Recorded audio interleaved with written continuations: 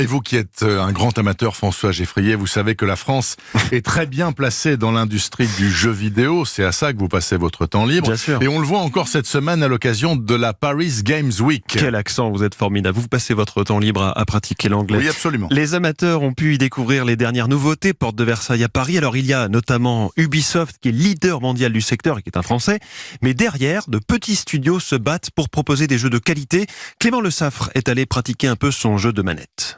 Dans l'ombre de l'immense stand d'Ubisoft, le coin des jeux Made in France rassemble 30 studios. Mais au fait, c'est quoi le jeu à la française ? Il y a quelque chose d'un peu spécifique, ce côté jeu d'auteur, avec une manière d'aborder les sujets qui est souvent aussi plus subtile, avec une approche peut-être même parfois plus philosophique. Jeanne Rousseau a fondé Spiders il y a 10 ans, avec 30 employés et 6 jeux à son catalogue. Ce studio parisien a trouvé la recette du succès, à savoir miser sur la créativité et l'originalité des talents tricolores. On a énormément de richesses, notamment beaucoup d'artistes, de musiciens qui sont vraiment uniques. Maintenant, effectivement, il faut réussir à l'exploiter et même si c'est difficile, je pense qu'il ne faut pas baisser les bras. Garder le cap, même quand c'est dur, c'est ce que s'efforce de faire Mathias Crévio. À la tête, lui, d'un studio de 6 personnes, il présente son deuxième jeu à la Paris Games Week.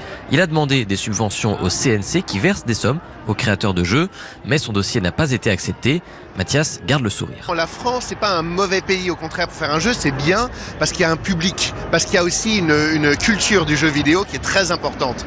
Par contre, sur les aides, c'est toujours compliqué. Si on n'est pas un grand éditeur ou si on n'a pas réussi véritablement à trouver la perle rare, c'est très difficile. Et qui sait, l'un de ces petits studios mis en avant au salon sera peut-être un jour le prochain Ubisoft. Clément Le Saffre du service économie d'Europe 1.